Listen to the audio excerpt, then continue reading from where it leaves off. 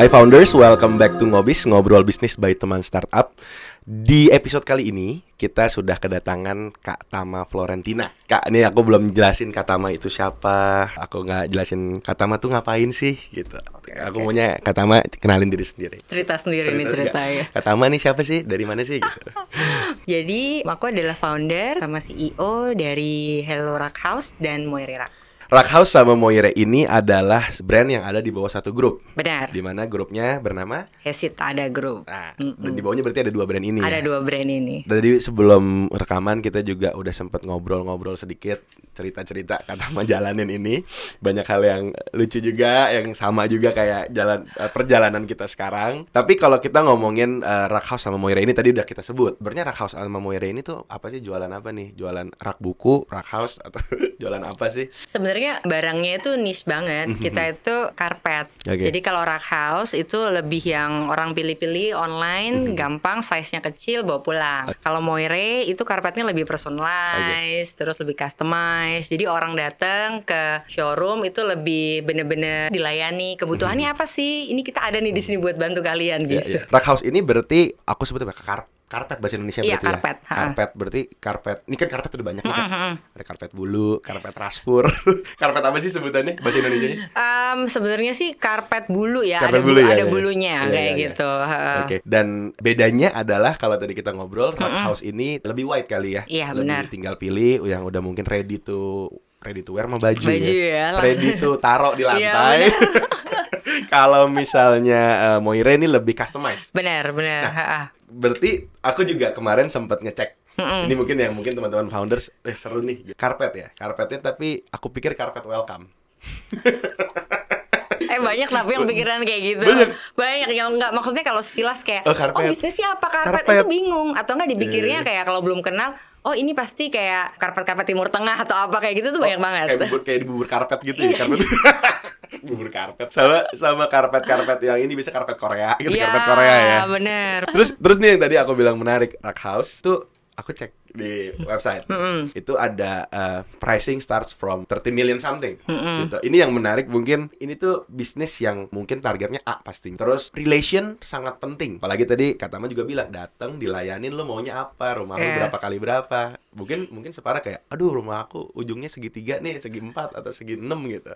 Mungkin ujungnya mau dicodetin dikit ya juga bisa gitu. Karena ya gue maunya begini nih gitu. Penting banget gak sih untuk targeting market A itu butuh customer service yang sangat tinggi, atau apa relation yang sangat baik, atau apa sih sebenarnya? Jadi sebenarnya waktu Rock House kita berjalan 4 tahun, kita ke Moire itu keputusan yang nggak gampang kan sebenarnya. Soalnya kalau Moire itu udah A+, jadi bukan cuman A aja, jadi udah spesial banget gitu. Nah ini sebenarnya agak tricky juga. Kita mau jualan terlalu nge-push juga nggak bisa, tapi kita juga butuh jualan. Jadi pinter-pinter yaitu jaga relation sama customer. Terus habis itu waktu kita ngajak desainer buat collab, itu kan awal brand kita juga bingung, kita mau bayar berapa sih desainer besar kayak gitu. Apa sih yang bisa kita kasih ke dia. Jadi ya misalkan kita punya strategi, nanti waktu kita buatin acara, terus secara media juga kita expose, itu mereka lumayan happy banget. Atau kalau misalkan kalau ke customer itu lebih kayak small touch, itu penting banget. Entah mereka birthday atau mereka ternyata kan baru pindah rumah, terus kita kirim ucapan gift atau gitu small gift atau apa. Jadi memang agak lebih ekstra. Jadi lebih kenal sih sebenarnya customer kita itu siapa dan mau diperlakukan seperti apa kayak gitu. Itu luxury kali ya, produk luxury bener, gitu. Dengan market yang juga luxury. Kalau lo bisa beli karpet tadi 30 million kan berarti gak mungkin pernah dengar suara PLN bunyi gitu kan. Harusnya jadi ingat pas ngekos dulu begitu bunyi terus ya. Kan kalau ya udah bisa beli berarti ya target marketnya bukan itu gitu. Nah, tapi apart from, maksudnya jokes aside, kita ngomongin tadi target market, main di produk luxury. Apakah kayak Katama dari awal udah bikin ini semua, kayak gue memang mentargetkan mau ke sana, atau karena tadi berawal dari Rock House dulu, terus kayak kenapa sih mau pindah, atau mungkin ceritanya ternyata Rock House itu memang ada dari bisnis keluarga kah, atau memang pengetahuannya di bidang itu kah, atau gimana sih pertama kali? Jadi gue balik ke Jakarta itu tahun 2014 masih corporate. Jadi waktu itu maternity leave, terus ngapa-ngapain kan di rumah. Aku tuh punya rumah kecil ya. Terus kita mulai nih desain karpet sendiri segala macam. Jadi dari iseng awalnya itu untuk Oke, Rack House. sebelum lanjut, Oke. orang iseng tuh biasanya main TikTok, main Instagram, gitu. Gak iseng gak ngedesain karpet tuh. Itu- Itu kok bisa ngedesain karpet tuh kenapa? Enggak, waktu itu kebetulan cari karpet yang nggak bulu. Awalnya Rack House itu produk awalnya tuh namanya Canvas Rack. Jadi Oh, oke, belum oke. common di sini. Ya, Waktu ya, itu ya, kanvas yang kita pakai tintanya tuh organik, bahannya organik semua. Nah, waktu itu karena gue masih corporate, pada bilang udah dijual aja di Instagram. Tahun 2014 tuh orang semua jualan pakai Instagram. Nah, gue Ya, baru ya, balik ya, ke ya. Jakarta nggak tahu nih kalau ya, Instagram itu ya. segitu Kirain ininya. hanya platform foto aja ya. Ya. Nah, ternyata awal mula buka dari PO terus lama-lama ready stock jalan 1,5 tahun kok ini berkembang pesat banget. Akhirnya gue kalah resign. Pikirannya punya store di mall. Waktu itu kita di Lima Mall Kemang sama jagain anak udah simple kayak gitu enggak. Iya. Gak mikir jauh ya. Nggak mikir jauh. Nah ternyata jalan tahun keempat, akhirnya kita mutusin buat punya produksi sendiri. Tadinya kita kerjasama tuh. Oke. Nah Canvas Rack ini udah mulai banyak nih palsuannya istilahnya.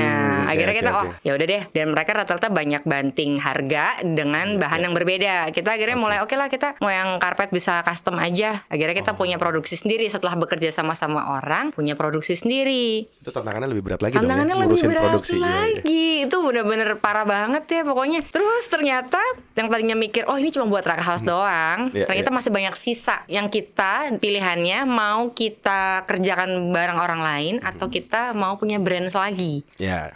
Nah akhirnya mikir udahlah kita buat brand baru aja. Cuma pangsanya waktu itu nggak kepikiran lebih dimurahin, enggak. Kita pikir bahan-bahan yang lebih eksklusif nih. Yang tadi luxury-nya itu yang kita cari. Bahan apa sih yang kita nggak pakai di Rack House tapi kita bisa pakai di Moire. Jadi selain dari bahan, terus mungkin dari pelayanan. Tadinya customnya cuma biasa aja, ini lebih dibuat bisa yang tadi kayak misalkan mau dicodetin dikit lah, bisa lebih macam-macam kayak gitu. Nah berawal dari situ sih sebenarnya karena pangsanya ini untuk karpet masih banyak di Indonesia.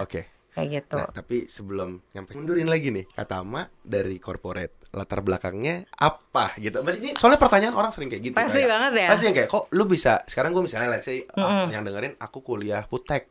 Tapi aku pasti ujung-ujungnya F&B. Nah, katanya apa desain, apa DKV, desain produk atau apa fashion mungkin nggak tahu. Kalau bachelor waktu itu gue ngambilnya bisnis. Nah, kalau masternya waktu itu Master of Art Management.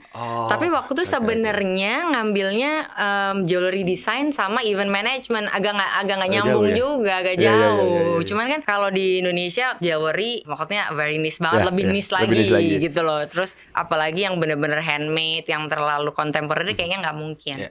Nah akhirnya mikirnya karpet itu karena nggak sengaja aja sebenarnya, karena kalau dari keluarga nggak ada latar belakang bisnis sama sekali. Corporate-nya? Waktu itu perusahaan di corporate pegangnya kayak finance manager gitu. Berarti jauh lagi ya? Jauh lagi. Oke. Tapi mungkin karena tadi pertama bisnis ya, finding opportunity, ada slashing art juga nggak sih? Iya sih. Itu banyak ya? Maksudnya banyak berperan. Banget. Soalnya kan secara desainnya kita milih banget ya. Maksudnya desainnya yang nggak dipakai desain lain. Atau kiranya yang cocok. Yang kiranya apa ya, orang nanya-nanya meskipun beli Rack House juga boleh nih nanya-nanya. Kayak gitu, anaknya gimana kayak gitu. Apalagi di Moire lebih kepake lagi. 2014 tuh bikin Rack House dulu, jalan, terus ternyata masih ada mangsa pasarnya nih, kita start lagi yuk yang coba yang lebih eksklusif. Di Moire berarti di 4 tahun setelahnya. Iya, 2018. Baru start this new brand Moire ini. Benar. Dan sekarang di 2022 akhirnya ini mau jalan, udah ada 2 yang berjalan gitu. Tapi kalau misalnya kita ngomongin struggle yang paling berasa ketika itu mulai Rack House atau mulai Moire? Lebih capek yang mana? Kalau waktu mulai Rack House kan kayak nothing tulus ya. Maksudnya jualan juga PO, terus waktu itu masih corporate dan memang nggak punya jiwa bisnis kayak gitu. Jadi mikirnya ya udahlah iseng. Terus dulu kan bazar tuh masih bagus kan. Ya gue ikut tuh Jumat Sabtu Minggu bener-bener kayak. Iya kan Jumat Sabtu Minggu. Terus habis itu selamat loading dock lagi kan masuknya. Loading dock itu bener masukin sendiri. Yang ngebantuin waktu tuh suami gue sama ada mas atau mbak yang di rumah belum punya karyawan gitu. Jadi kepikirannya ya lumayan dapat duit tambahan nih kayak gitu. Nah kalau Moire pressure-nya lebih gede karena kan waktu itu udah kerja sama desainer. Ini acara sukses nggak ya? Ada nggak sih yang mau datang? Ini brand baru loh. Habis itu gue kerja sama desainer nama-nama besar. Kalau udah gue meyakinkan mereka, dia percayain ke kita. Kok ternyata nggak bawa crowd kan kita udah malu banget kayak gitu. Event manager kepake dong tuh ya? Ya kepake banget. Tahu nggak yang datang waktu acara itu kayaknya 250 orang lah. Kayak ini acara opening. Acara opening. Jadi kayak brand launching, kayak orang kondangan zaman itu. Kayak kondangan ya. Terus Kak, Ya, undang 250 orang datang. Jadi kita ngundangnya memang yang spesifik banget kayak interior, ke arsitek. Yang untungnya mereka datang kayak gitu. Karena memang belum pernah waktu itu ada yang kerjasama sampai kayak 10 desainer dan ini lumayan ternama semua. Nah ini buat teman-teman yang belum tahu, jadi di Moire ini salah satu strategi kali ya kita bilang strategi atau activation atau uniqueness-nya adalah bekerja sama dengan beberapa, aku sebutnya apa, seniman. Iya, Seniman ya. desainer, seniman untuk mendesain di karpet tersebut. Ya? Bener.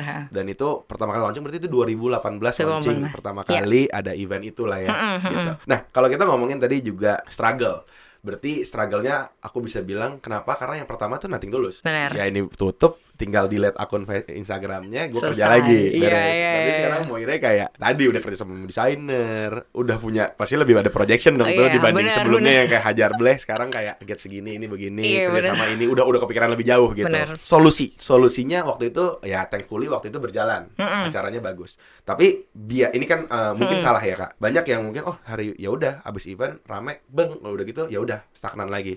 So, solusi apa sih untuk bisa saat itu gue mengeluarkan satu brand yang ibaratnya luxury, di mana gue tahu ini nge-reach customer-nya nggak mungkin dari Instagram Ads doang. Nggak mungkin kan gitu, atau nggak mungkin bagi brosur, nggak mungkin endorse ngasal, itu lebih PR. Gimana sih waktu itu struggle itu diselesain nih? Nah karena yang datang waktu itu juga banyak kan, antusiasmenya juga banyak. Akhirnya kita follow up nih. Jadi follow upnya itu lebih apa ya, kita kirimkan katalog, entah ngobrol-ngobrol aja. Kalau kiranya sama-sama founder atau sama-sama ownernya ya say hi aja, kita lunch atau ngobrol bareng. Jadi lebih ke nggak tiba-tiba kita jualan langsung kayak gitu. Jadi harus tahu banget target kita tuh ada di mana dan cara jualannya bagaimana. Intinya kayak gitu. Soalnya kalau misalkan kita samain strateginya si Rackhouse sama Moire juga nggak bisa. Betul. Kalau Rackhouse kita kebanyakan basa-basi, orang kabur dong. Ya kan? Anjing gue mau beli ribet banget loh. Di Instagram ditanyain apa kabar, tanyain gini, baru pindah rumah, orang udah sebel. Cepet aja kayak mau beli gini, oke selesai transfer, terima kasih kakak kan gitu.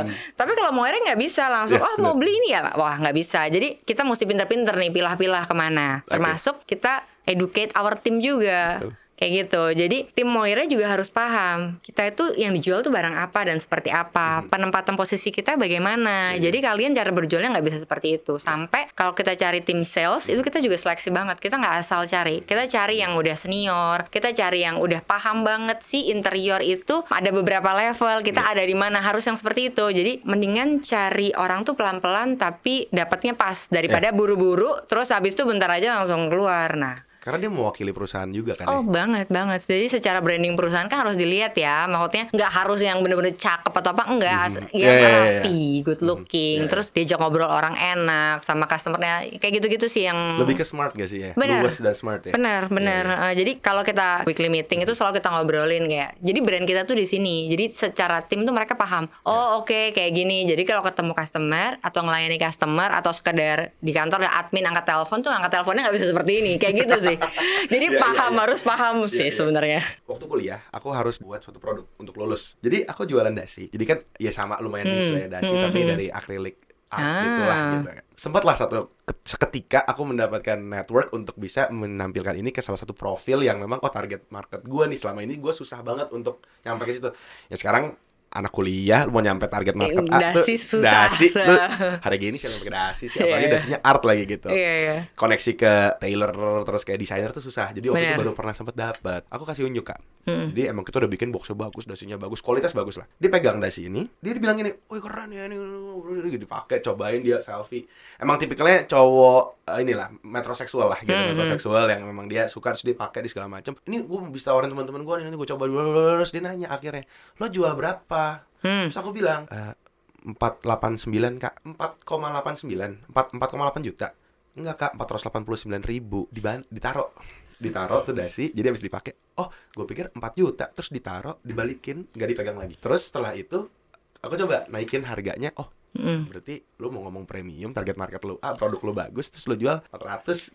Iya gitu kan, kayak ya itu mungkin mindset mereka ya. Buat mereka 400 kayak 400 gitu, kayak gitu kali ya. Mungkin biasanya beli yang murah aja sejuta kan, 2 juta gitu. Akhirnya aku naikin tuh harga Kak dari 400 ke 700. Terus yang di luar, aku jualan di luar tuh aku naikin 1,2. Aku sempet taruh di Singapura. Terus yang lucunya lakunya lebih tinggi dibanding harga murah, terus produknya sama kan, sama produknya. Nah, melihat dari itu gitu, behavior konsumen khususnya mungkin di pasar luxury produk gitu. Sebenarnya apa aja sih yang memutuskan mereka untuk membeli suatu produk?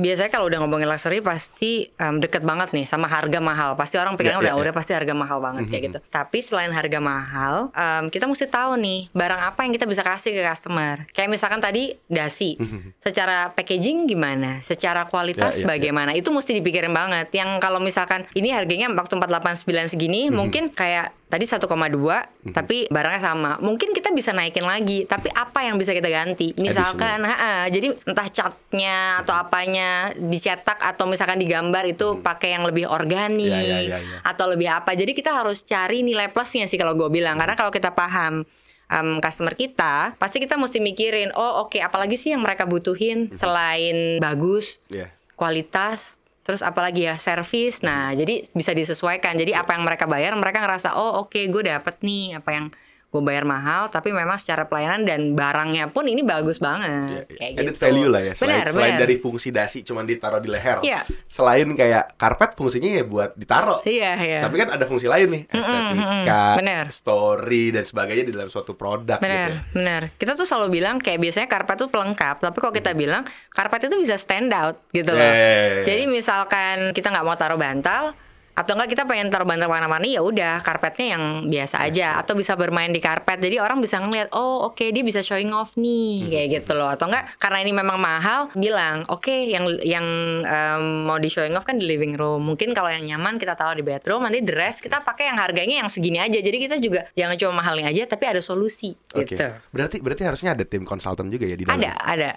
Itu konsultannya kayak interior consultant, emang dia ngerti atau emang just the product itself? Jadi ada graphic designer yang memang untuk ngedesain, sama sales kita itu juga bisa jadi konsultan juga. Jadi dia paham, bukan cuma sekedar jualan atau target, tapi dia harus paham nih sebenarnya kayak fungsi dan harus cari solusi buat customer. Jadi customer tuh ngerasa kalau kita memang kalau mau cari itu di sini tuh dibantu banget loh, bukan cuma sekedar beli ya terima kasih kayak gitu.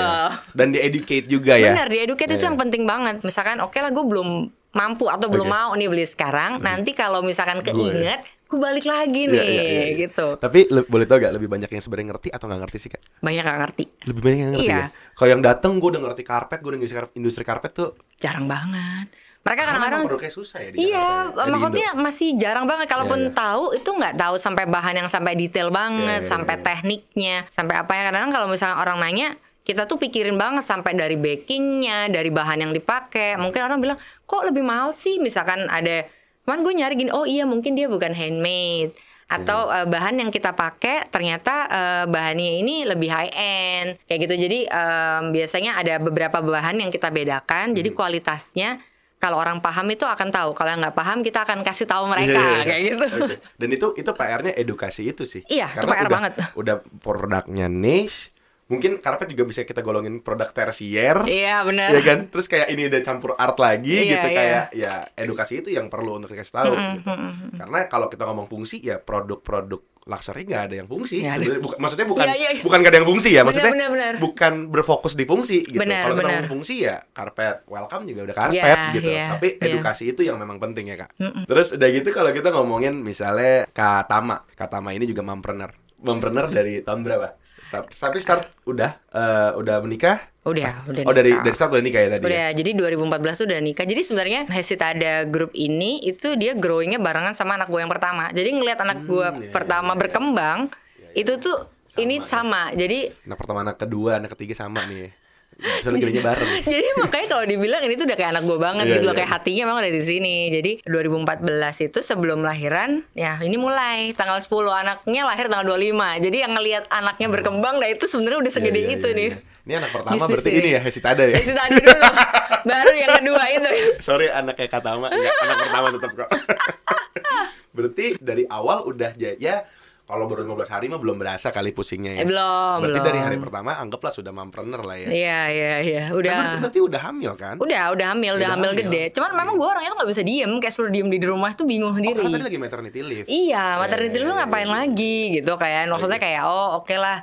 susah nih cari. Jadi memang kalau buat yang mau bisnis ya mesti tahu gitu loh, apa sih sukanya apa barangnya gitu. Nggak usah ngikutin tren. Nanti kalau ngikutin tren tapi kita nggak suka juga susah. Ya nggak sih? Mungkin ini buat para mompreneur juga kayak yang tadi sama kayak Katama kayak di rumah. Mungkin daripada lo ngoyo di awal terus capek nggak jadi, ya lu bikin yang lu suka dulu aja. Iya benar, itu benar banget. Itu bisa jadi kunci juga ya buat yang mungkin mikir mau mulai tapi nggak tahu mau bikin apa. Gue waktu itu mikirnya gini, kalau gue buka PO, kalaupun orangnya terus nggak mau, barangnya dibalikin ya udah gue pakai. Mikirnya kayak gitu. Gue suka nih, ya udah kayak gitu. Sama misalkan kayak memang ternyata bisa baking kayak apa itu kan ya bisa buka-buka PO kecil atau apa segala macam. Hobby base juga. Benar. Kalau nggak laku tetap seneng. Iya, kalau gue yang jualan kue orang gue nggak bisa baking gitu, langsung gitu. Bantet semua. Udah bantet tertekan ya. Listriknya kenceng lagi oven. Waduh. Bunyi ntar listriknya. Bunyi kan? Kayak tadi ceritanya. Aduh, terus nah sekarang kayak menurut Kak Tama, kita ngomongin tadi balik lagi ke luxury brand. Kak Tama jalanin sebagai mompreneur mulai dari hobi, tapi sekarang akhirnya harus ke luxury brand.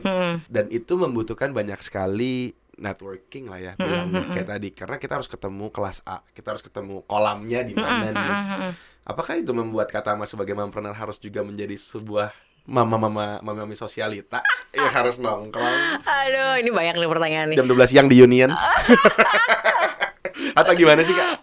Sebenarnya waktu pertama kali mau iri itu benar, itu secara networking harus kita datang ke acara, ada undangan atau apa segala macam. Boleh kita ya nggak masalah lah kayak gitu kalau misalkan memang nggak ganggu kayak gitu. Pinter-pinter bagi waktu lah. Kalau gue sih kayak udah mau jam 6 jam 7 tuh udah bel gue udah nyala harusnya.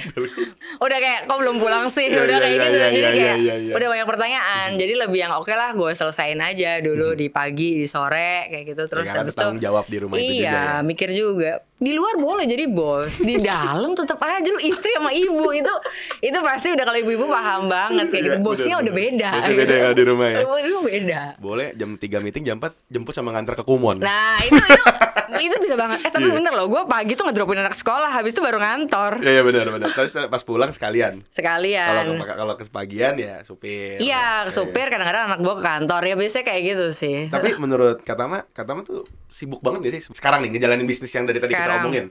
Kayak time consuming banget gak sih? Jujur pasti iya. Cuman dibanding kan, waktu keluarga lah kasarannya.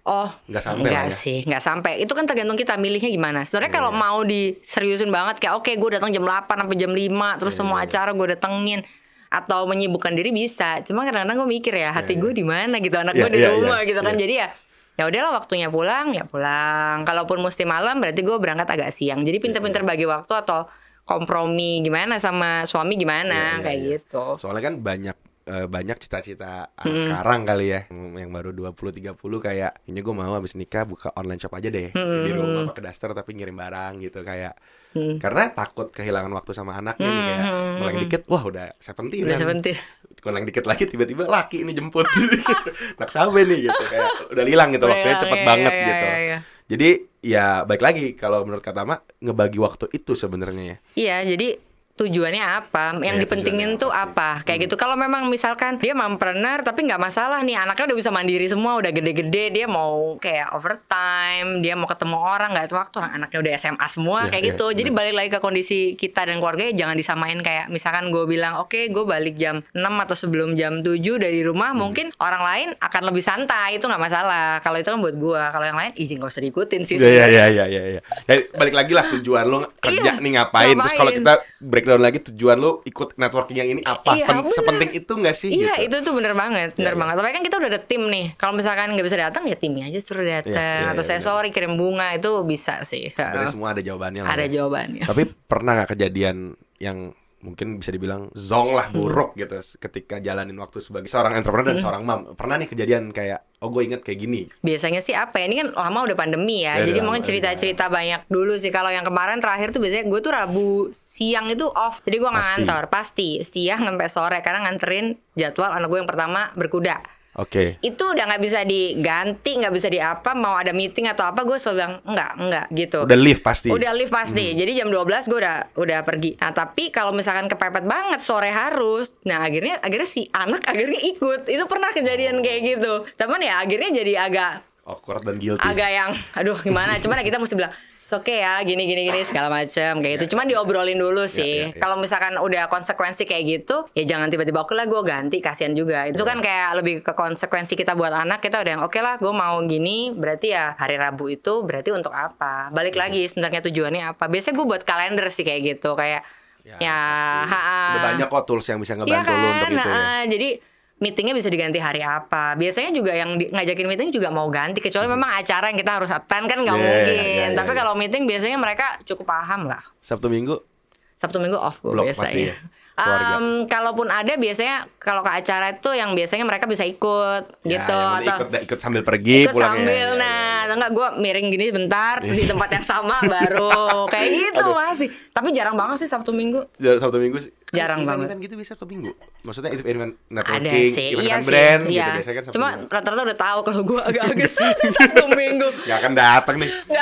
Coret aja nih Tama Florentina, coret aja katanya. Iya kayak gitu. Paling kirim ucapan sorry nih. Atau enggak misalkan kadang-kadang lucunya gini, kalau emang lagi mau term break itu jadwal tes, gue nggak bisa tuh malam dinner. Jadi gue akan bilang nih ke teman-teman gue nggak bisa ya, sorry banget, anak gue lagi ujian. Itu udah biasa. Kalau kita banyakan banyakan alasan atau apa nggak bilang jujur kan orang akan ngerasa gimana. Cuman kalau gitu orang paham kok maksudnya sorry banget gue seminggu, tapi next week gue bisa kok ya. Tinggal ngomong aja sih gitu. Daripada kita bohong-bohong bilang. Bohong ini kenapa kan sopir lagi rumah sakit, mobil lagi bocor kayak sombong jatuhnya. Iya, jatuhnya kayak sombong, bilang aja nggak bisa emang lagi tes gimana dong. Nanti tapi next week gue oke kok, tinggal jelasin yang ke rumah ganti yang minggu kemarin ya, gue mau dinner nih. Ya kayak gitu-gitu aja sih, bisa dikompromi. Tapi kalau kita ngomong efektif gak sih sebenarnya dengan networking tadi? Efektif banget karena sebenarnya kita butuh mouth to mouth juga untuk bisnis kan. Mungkin nggak cuma yang luxury aja, yang secara bisnis biasa. Kalau memang belum punya budget yang besar untuk Instagram ad atau apa, itu mouth to mouth lebih powerful banget. Ya nggak sih? Kayak misalkan orang fotoin story kayak gitu. Apalagi di luxury orang percaya banget itu. Tapi ya kadang-kadang teman-teman atau yang dengerin mungkin ngerasa kayak gak ada efeknya. Kenapa? Karena kita nggak bisa ukur.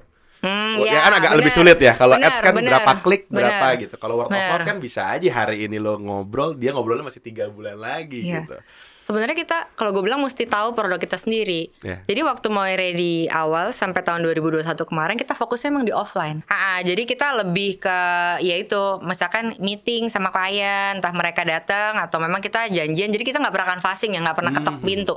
Jadi kayak janjian terus baru presentasi atau lunch atau apa. Cuma di tahun 2022 ini karena kita udah tahu nih secara offline udah mulai kuat. Udah mulai kuat, jadi kita mau ke online-nya gitu. Jadi B2B-nya Moire kan 70%. Kita mau juga nih secara customer-nya, yang end user-nya juga mau banyak. Jadi makanya kemarin waktu kita buat pameran di Asta, yang kerja sama desainer juga bulan November, itu kita media partnernya pilih media partner yang bukan hanya interior, tapi kita pilihnya untuk yang lebih end user tapi yang ke high end. Lifestyle lah ya. Lifestyle tapi yang ke high end kayak gitu. Jadi mesti tiap tahun itu apa? Nah kayak gitu. Nah, lo stick to the plan kayak gitu. Kalau tahun ini gue lebih ke online, ya udah berarti budget offline-nya agak dikurangin. Banyakin di online, tapi selain Facebook ad, Instagram ad, mungkin yang lain secara media atau apa segala macam itu penting banget sih plan. Tetap sesuai plan walaupun lo tadi kita bilang tidak terukur langsung. Pasti orang datang ini gue bikin event baliknya harus gini kan. Itu gak mungkin bisa. Ada plan, tapi kan ya nggak bisa kita patokin begitu. Gak bisa. Jadi dia belinya 3 bulan lagi. Bener soalnya kayak kita kan pamerin karpet, nggak mungkin dong udah harganya puluhan juta. Kita berharap orang jual di situ kayak beli makanan. Oke, kita beli ya sekarang, nggak mungkin banget. SPG-nya teriak lagi, boleh kah karpetnya gitu? Aduh, gue lagi lewat langsung berujung tanduk langsung di Asta lagi. Jadi kan yang kemarin yang jaga itu bukan SPG, jadi bener-bener tim kita. Jadi di situ tuh ada finance, ada desainer, jadi banyak. Jadi semua. Terus gue bilang kita tuh nggak butuh SPG di sini. Kalian yang kita taruh di sini karena apa? Beda. Kita tuh mau kalian ngobrol, mau apa? Nah, gitu lagi-lagi educate. Tim kita sendiri, jadi tim itu jaga juga yang kita nggak jualan kok, nggak apa, cuma lebih ke konsultan kali. Benar, tapi kita ngerasain bedanya, memang tidak terukur, tapi ternyata itu reminder lagi buat orang ya, Moire masih di sini ya, kayak gitu. Januari Februari sampai sekarang sih penjualan bagus, kayak gitu. Aman. Mudah-mudahan sampai akhir tahun. Tapi kayak boleh tahu gak Kak, kayak customer dari ya kalau cuma lihat banyak lah, maksudnya nggak bisa diukur gitu. Mungkin dari dia consider untuk buy sampai dia benar-benar buy itu lama gak sih kalau untuk produk kayak gini? Gimana balik sama balik? dari orang let's say udah engage Oke, sampai dia benar-benar buy. Oh, Berapa lama sih oke. decisionnya biasanya? Tergantung. Kalau misalkan dia datang terus dia udah niat bilang kayak oke, rumah saya udah 80% nih udah finishing, itu berarti udah siap. Ya, Nah, itu sih cepet aja, 3 bulan juga pasti dia balik kayak gitu. Biasanya yang nggak jadi tuh kalau misalkan dia butuh buru-buru, terus kita nggak ada yang ready atau ternyata Buru-buru. ada juga tuh yang kayak buru-buru, kita kan juga ada tuh yang ready stock tapi nggak ada size, nggak ada warna, mereka nggak menunggu custom. Biasanya nggak jadinya adalah kayak gitu. Atau kalau misalkan yang datang cuma lihat-lihat doang juga ada. Kayak kita masih baru dream house ya. Nah, mau lihat-lihat doang ya nggak apa-apa, kita jelasin juga. Nanti kalau emang perlu kontak kita aja. Nanti kita gini-gini kok. Atau kita update. Kalau dia nanya biasanya mau di-update katalog, ya kita updatein katalog. Saya mungkin rumahnya masih di Pinterest ya. belum sampai ada gambar jadi baru nanya. Tapi nggak apa-apa. Nggak apa-apa karena tadi akhir ya dia mau nih. Iya, itu kan budgeting yang ini nih, iya budgeting. Iya, itu budgeting. Biasanya ini saya mau foto kayak gini, ada loh kayak gitu. Saya mau custom kayak gini nih fotonya. Itu berarti yang maksudnya yang tidak tahu produk tuh datang bawa Pinterest kayak gini. Ada aja. Tanpa dia pun juga yang dikasih nyuk karpet itu juga nggak tahu karpet apa. Iya. Yang lucu juga kadang-kadang dia nanya ke customer service tapi dia juga nggak paham bedanya tuh apa. Ada yang tiba-tiba nanya kok mahal banget sih, marah-marah juga ada. Ya itu karena memang dia tidak teredukasi. Kalau dia udah gitu ya kita jelasin nggak apa-apa sedikit meskipun dia nggak dengerin, cuman at least kita udah menyampaikan pesan gitu loh bahwa produk kita tuh seperti ini. Itu kan The Rack House kalau memang ada dua. Jadi sering dong customer datang kata Mbak Dantin juga nggak tahu ini gue yang customer yang mana gitu. Kalau Rack House tuh hanya online, jadi nggak ada di situ. Kecuali memang dia mau ngelihat banget, kita akan bilang kita ada sister company yang ada showroomnya. Cuma barang Rack House nggak ada di sana. Cuma kalau mau lihat boleh datang. Yang penting lo tahu gitu. nih. Ini kita legit nih. Iya. Orang pikir bohong online. Kayak gitu. Oke. Tadi Kak Tama udah sempat ngomong masalah kalau orang ada yang nggak mau nunggu, ada yang ready, mungkin ada yang custom, atau mungkin ada kompetitor serupa. Pasti ada di industri ini gitu. Menurut Kak Tama sendiri gimana sih caranya Rack House dan juga Moire ini bisa bersaing lah di industri yang ada saat ini? Sebenarnya kita selain yang tadi udah bolak-balik gue bilang, kita tahu produk kita apa. Terus kalau udah tahu produk, kita pasti tahu nih jalannya mau kemana, plannya mau dibawa apa, kayak gitu. Terus kalaupun kita ngeliat kompetitor ya boleh dilihat, tapi nggak usah sebagai kayak ancaman, enggak. Namanya juga di dunia kan kita berbagi rezeki bener. Gitu. Jadi ya udah, kita tahu kompetitor ya udah. Cuma kalau yang gue bisa bilang kalau yang punya ready stock sendiri dan produksi sendiri di high end tuh hanya kita. Oke.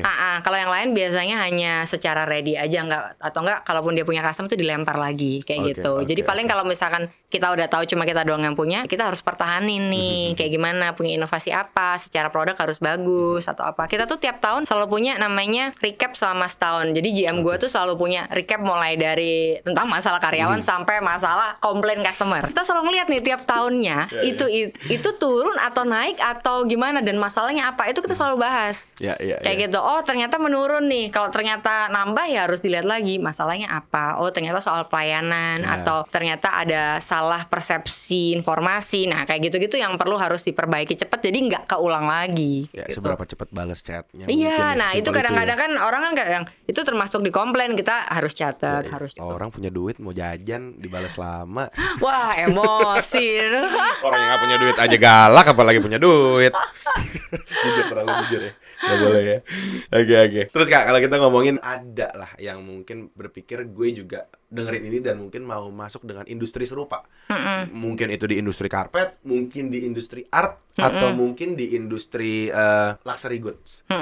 Apa sih yang harus diperhatikan gitu untuk menurut Kak Tama? Yang pertama harus yakin ya, maksudnya kalau waktu mulai Moire kan kita udah ada si Rack House ya. Jadi harus yakin memang barang yang dijual itu ya kita udah yakin mau oke lah. Jadi apapun yang terjadi gue udah maju terus pantang mundur istilahnya kayak gitu. Terus habis itu mesti tahu pangsanya, research dulu. Jangan asal kayak udahlah gue mau jual apa ya. Tentang habis ngomongin luxury, gue mau jual bolu tapi bolunya yang luxury harganya 1 juta. Ya mesti dipikir dulu. Ya mungkin bisa, tapi ada yang mau beli nggak tapi ya. Iya, atau enggak ingredientsnya mau dikasih apa, ternyata di atasnya dikasih gold plated atau apa mungkin itu mungkin, bisa. Jadi harus research dulu dan harus logikanya juga harus jalan. Jangan asal mau luxury tapi barangnya tuh nggak masuk gitu. Jadi harus disamain, oke, antara harga jual segini, barang gue apa nih, apa sih nilai plus poinnya dari barang gue tuh apa, kayak gitu. Terus udah marketnya dilihat, lihat kompetitor, lihat kiri kanan dulu deh. Jadi lebih buat bisnis plan dulu. Kalau misalkan setahun nggak jalan, gue mau tetap jalan atau udah. Nah itu yang pastinya harus kayak gitu. Sama jangan terlalu berambisi. Setuju sih. Jangan terlalu berambisi tuh. Kalau gue tuh gini, pasti banyak orang yang wah udah gede, pasti udah ekspor. Belum loh. gue tuh belum ekspor. Ekspor. Pasti orang nanya, kenapa? Loh, sekarang pasar di lokal itu masih banyak banget yang gue tuh belum, masih untouched tuh banyak banget. Kalau gue buru-buru ke ekspor nih, kirim kayak 1 kontainer ke sana, belum dibayar, tiba-tiba dibalikin, nangis nggak coba. Ada carrying cost-nya tuh. Iya kan? Nah jadi kalau gue tuh lebih kayak oke lah boleh. Pokoknya kita punya plan boleh. Cuman ya ambisinya dilihat. Kayak gitu. Kita kan di perusahaan nggak cuman gue doang. Karyawan udah banyak nih. Kalau ada ruginya ya kita nggak apa-apa. Tapi karyawan kan kasihan ya kayak gitu-gitu. Lebih kalau kita gulung tikar kan banyak yang kena ini. Jadi mesti dipikirin plannya apa. Kalau gue bilang kayak pelan-pelan tapi jelas dan pasti gitu. Jadi ada 3 lah ya tadi. Maksudnya kayak produk, terus riset, sama yang terakhir ambisi. Dan yang sekali lagi mungkin ambisi ini yang aku setuju gitu ya. Mungkin banyak, maksudnya lebih karena ini ya, ego kali ya. Ego founder ya, kayak ambisi, ego founder yang kayak gue belum ekspor lagi gitu. Atau kayak kalau mungkin startup kayak gue belum IPO lagi. Tapi sebenarnya do you really need it atau enggak gitu. Sebenarnya necessary nggak sih? Karena ya ego lo bisa aja menghancurkan tim lo juga gitu. Benar. Soalnya gue tuh sempat ngobrol-ngobrol sama saya. Ada yang bilang ya memang sih kalau mau lebih besar lagi itu juga bisa. Cuman apa perlu kita lebih besar lagi dari sekarang atau mau? Karena pernah ada yang nanya, lo mau jadi pengusaha karpet paling besar di Asia Tenggara atau mau segini-segini aja tapi jalan pelan tapi sustain? Gue pilih yang kedua dong gitu. Ngapain mau jadi yang terbesar atau yang gimana? Sekarang mau jadi terbesar itu tiba-tiba kayak jumping, apa sih yang mesti gue korbanin? Karyawan gue, keluarga gue, terus duit gue kan kayak gitu tuh kayaknya kayak terus terlalu banyak deh. Mendingan kayak gini, tapi tiap tahun kita punya target yang lebih meningkat. Terus logikanya juga, oh ini kalau ningkatnya dikit-dikit kan enak tuh. Targetnya ningkat, terus secara karyawan juga lebih paham, nggak kaget juga tiba-tiba langsung sibuk banget atau apa. Jadi lebih diperhatiin sih. Lebih realistis. Lebih realistis itu bener banget. Tapi nyaman. Itu bener banget. Soalnya kalau kayak oke nih anggap let's say terima funding atau kita mau invest lebih gede lagi, kita mau ekspor tapi target akhirnya semua terabuse lah dengan target ini ya nggak nyaman juga gitu. Nggak nyaman dan mungkin kadang-kadang kita pasti kan karyawan gue happy, nggak semua karyawan happy loh tiba-tiba perusahaannya jadi besar dalam waktu singkat karena pasti kepengaruh sama mereka kayak gitu. Itu growing too fast juga nggak bagus juga. Nggak bagus kan banyak juga tiba-tiba terlalu berambisi terus dia collapse habis terima funding terlalu banyak. Nah itu kadang-kadang yang harus dipikirin lagi sih sama founder. Langsung gulung tikar. Nah itu lumayan lebih mengerikan lagi. Tapi Rackhouse sama Moira nggak mungkin gulung tikar. Karena emang kita jualan tikar karena ya. Gulung karpet ya.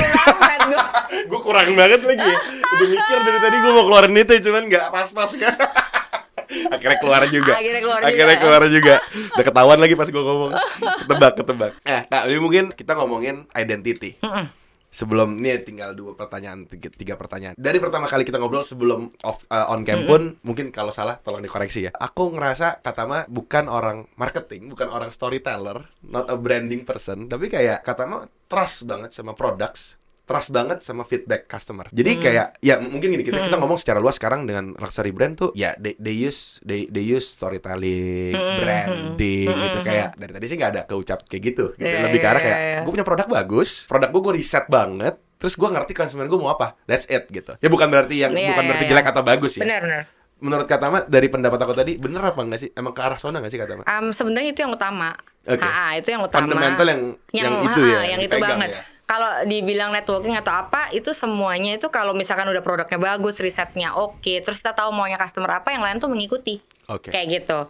Ya kita butuh sih storytelling segala macam, tapi saat kita cerita yang bagus-bagus, saya produknya jelek, nggak mungkin juga. Kayak gitu. Jadi lagi-lagi lebih realistis. Lebih realistis semua. Dari tadi Katama cerita tuh realistis aja gitu ya, emang apa adanya kayak gitu. Iya soalnya gue tuh bukan tipikal orang yang egonya terlalu gede atau gimana banget. Kadang-kadang ada beberapa orang bilang, "Kamu lo kok gini." Ya silakan sih, tapi gue nggak gitu deh. Ya silakan aja kayak gitu. Kan pilihan orang sendiri-sendiri. Tapi kan itu identitas Katama. Iya benar. Kalau identitas Rackhouse sendiri. Apa yang mau disampaikan sebenarnya dari brand ini, identitas seperti apa sih yang mau orang tahu gitu tentang. Kita memang juga akhir-akhir ini mulai banyak berteman baik dengan media atau segala macam yang selalu kita pikirkan. Jadi memang kalau orang cari karpet tuh carinya ke kita. Kita sesimpel itu aja. Nggak usah yang nyari dari mana-mana. Pokoknya ada orang pengen tahu tentang karpet, mau entah hanya edukasi atau mau temen-temen ngobrol aja atau apa, itu udah kepikirannya udah lebih itu aja sih. Ya, anything about karpet. Iya, itu udah kepikirannya. Nah, terus membangun hubungan baik dengan customer. Sebenarnya dari tadi kita udah bahas. Cuman mungkin kayak apa sih yang kadang-kadang kita nggak pikirin? Jangan terlalu berjualan tanda kutip itu. Oke. Jadi kalau kita ngomong soal customer kan barang apapun sih, gue bilang mau jualan baju atau jualan jasa Casing apapun, handphone, produk lah ya. Iya produk apapun, mulai yang terkecil. Kalau kita terlalu ngejar-ngejar juga orang nggak nyaman gitu loh. Jangan sampai orang jadi ketakutan ngeliat kita, jadi nggak, aduh ngeliat muka gue udah kabur nih Ditawarin dia, nih. udah tawarin. Kita kan bukan sales yang seperti itu. Jadi ya jualannya juga dengan baik aja. Kalau nawarin ya nawarin. Kalau misalkan nanti mau follow up ya dijedain. Pokoknya jangan terlalu maksa. Intinya membuat customer nyaman, tapi tahu nih kita ada barang yang kita jual kayak gitu. Dan hubungan itu jangan sampai transaksional kali ya. Iya. Apalagi yang sama yang udah beli juga. Nah itu, Ya, kalau misalkan setelah itu mau berteman ya nggak apa-apa. Jangan terus habis itu, dia nggak beli karpet, gue nggak mau temenan sama dia. Wah itu lucu banget. Nanya doang nih, udah 6 bulan nanya doang nih. Udah deh gue, gitu ya. Itu kan kayaknya nggak enak ya. Pasti ada suatu ketika mereka juga akan akan ingat. Mungkin aja dia bukan target market, tapi dia mungkin bisa jadi salah satu yang tadi kita ngomongin mouth to mouth marketing tadi, word of mouth tadi. Bener banget. Jadi namanya bisnis ya mesti pinter-pinter. Apalagi sekarang zaman sekarang tuh udah banyak banget kan saingan. Kalau terlalu nge-push banget juga susah lah ya. Opportunity maksudnya sekarang ya terbuka luas sih, siapapun bisa. Bener, siapapun bisa. Ya. Tapi bisa sukses belum tentu bisa mulai ya gitu. Iya, bener banget. Seperti tadi kayak ngomongin transaksional ya, kayak tadi setuju sama kata Mama bilang kayak ya lu jualan baju pun kayak sesimpel balas Shopee-nya bilang thank you udah purchase gitu. Bener. Harus kayak tadi ulang tahun kirim kue mungkin ya. Nggak jual harus. baju 25, kuenya udah 80. Ya nggak balik kan gitu. Tapi kayak simple say thank you, nanya bajunya nyaman apa enggak gitu. Itu bener banget. Ya? Itu penting banget. Itu kan feedback juga dari customer kan. Ternyata misalkan dia bilang aduh bajunya enak banget, tapi kok ternyata sayang ya plastiknya robek atau itu kan mungkin kita bisa perhatikan. Nanti kalau kirim lagi, oh ternyata customer tuh maunya bener-bener terimanya yang rapi, nggak plastiknya mungkin lebih diapain, lebih pesan yang kuat atau lebih di tape lebih banyak atau seperti itu. Jadi hal-hal kecil tuh tapi matters banget buat perusahaan. Ini last question sebenarnya sih. Kalau kita ngomong tentang the group itself, Hesitada, setelah ada Rack House lalu ke Moire, apa sih plannya next? Salah sih pertanyaannya sebenarnya nih, karena belum tahu kalau kata Ama orangnya realistis dan tidak ada ambisi yang selalu gede. Jawabannya nggak mungkin kayak kita berencana untuk kayak mungkin ke sana ya. Ya kalau mau dijawab gimana ya kita? Apa next ya Kak? Nextnya pasti pengen lebih. Ini kan kita di online belum terlalu kuat. Jadi intinya kita mau kuatin di online kita. Jadi orang tuh yang tadi mau cari apa aja tentang karpet larinya ke kita. Terus yang utama pasti ya gimana caranya supaya bisa sustain ya. Ya kalau yang standar ya penjualan naik terus tiap tahun. Itu yang harus. Itu yang harus. Tetap ada ambisi kalau situ. Tapi kalau bikin brand lagi udah sempat kepikir gak nih? Jujur belum sih. Belum. Tapi kepikiran sedikit pernah kalau misalkan si Rack House memang perkembangannya bagus, nantinya mau ini, cuman belum terlalu yang dipikir banget gitu belum. Jadi itu masih kayak wacana aja. Oke. Good luck kata Ama. Thank you untuk banget. semua ambisinya dan yang pasti tadi salesnya harus kasih. meningkat. Thank you udah mau sharing buat teman-teman. Terima kasih. Thank you juga jauh nih main kesini dari workshop di Sunter lagi kan. Di Sunter kan tadi? Iya di Sunter, jalan-jalan lah. Jadi nyampe ke kantornya. Di barat lagi nih. Barat lagi. Tapi tadi lancar loh, cuma 35 menit. Kak memang harus pulang cepat. Diusir nih kayaknya. Bukan diusir, karena kalau kata pulang jam 5 dari sini ke Sunter habis. Sekali lagi kata thank you. Dan kalau teman-teman mau maksudnya mau lihat dari tadi lu ngomongin apa sih, mungkin mau lihat presence-nya Moire, atau mungkin bahkan ada yang mau lihat produknya, mau lihat gue lagi ada yang bikin rumah mungkin itu di mana sih Kak ceknya?